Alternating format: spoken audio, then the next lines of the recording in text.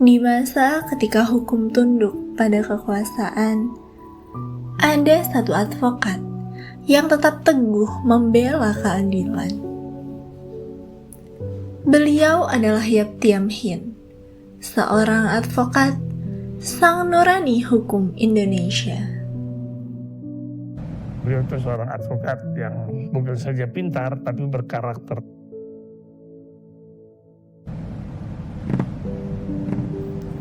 Yap Thiam Hien lahir pada 25 Mei 1913 di Banda Aceh dari keluarga etnis Tionghoa Indonesia yang telah menanamkan nilai integritas sejak dini.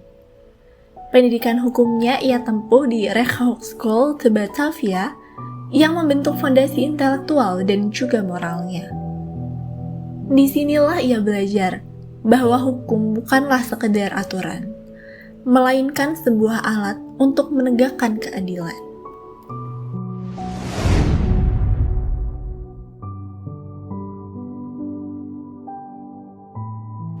Dari Aceh hingga Jakarta, dari era kolonial Belanda, masa pendudukan Jepang, hingga kekuasaan Orde Baru, ia telah menyaksikan dan telah melawan berbagai bentuk kekuasaan tirani.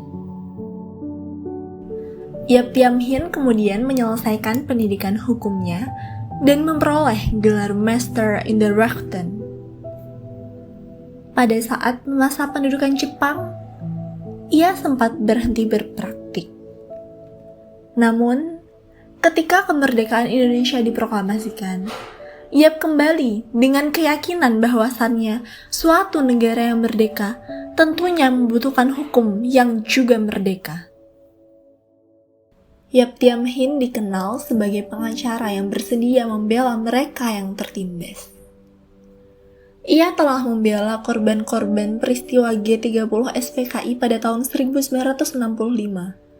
Para aktivisnya dipenjara tanpa proses hukum yang adil, serta kelompok-kelompok minoritas yang terpinggirkan oleh negara.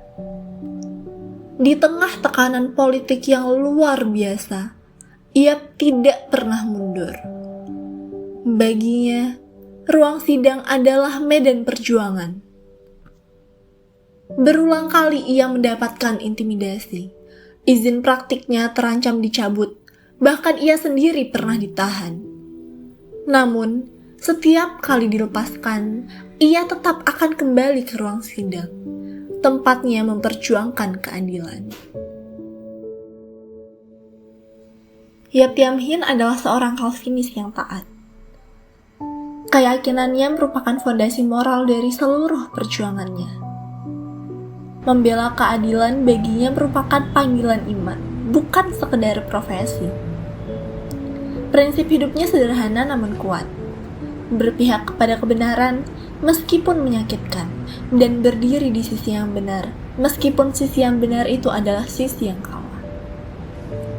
Yap Thiam Hien kemudian berhenti berpraktik pada tahun 1989. Bukan karena menyerah, namun karena usia dan faktor kesehatan yang telah melemah setelah puluhan tahun perjuangan. Di sisi lain, warisannya tidak terhenti. Yap Thiam Hien dianugerahi berbagai penghargaan dari organisasi hak asasi manusia atas dedikasinya. Ia juga menjadi inspirasi bagi gerakan bantuan hukum di Indonesia.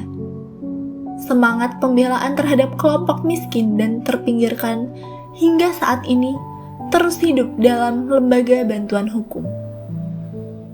Di tengah tantangan hukum hari ini, semangat Yap Thiam Hien tetaplah relevan. Hukum harus dapat berdiri untuk keadilan, bukan untuk kekuasaan. Meskipun raganya telah pergi pada 25 April 1989, akan tetapi, hingga saat ini, semangatnya tetap di sini.